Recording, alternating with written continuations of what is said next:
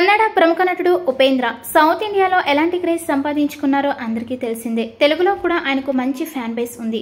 అయితే నటుడుగానే కాకుండా డైరెక్టర్గా అదిరిపోయే సినిమాలను ప్రేక్షకుల ముందుకు తీసుకొచ్చారు. అప్పట్లోనే చాలా అడ్వాన్స్డ్గా ఉండి అందరినీ మెప్పించారు ఉపేంద్ర. అయితే ఆయన కొన్నాళ్ల పాటు డైరెక్టర్గా సినిమాలు తెరకెక్కించలేదు. ఇక చివరగా 9 సంవత్సరాల క్రితం ఒప్పి2 మూవీని రూపొందించారు. ఇప్పుడు యుఐ మూవీతో రీసెంట్గా ప్రేక్షకుల ముందుకు వచ్చారు.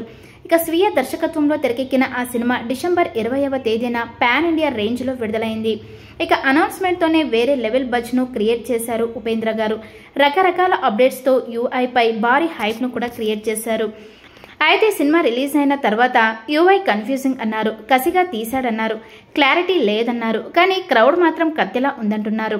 అందుకు నిదర్శనమే మొదటి వీకెండ్లో సినిమా కలెక్ట్ చేసిన 50 కోట్ల గ్రాస్. రెగ్యులర్గా ఉండే రొమాన్స్ లేదు, ఐటమ్ సాంగ్స్ లేవు, క్రింజ్ కామెడీ లేదు, కేవలం సోషల్ సెటైర్, అదిరిపోయే సీన్లు, రియల్ లైఫ్ని రిఫ్లెక్ట్ చేసే డైలాగ్స్. కట్ చేస్తే బాక్సాఫీస్ దగ్గర టెరిఫిక్ పర్ఫార్మెన్స్.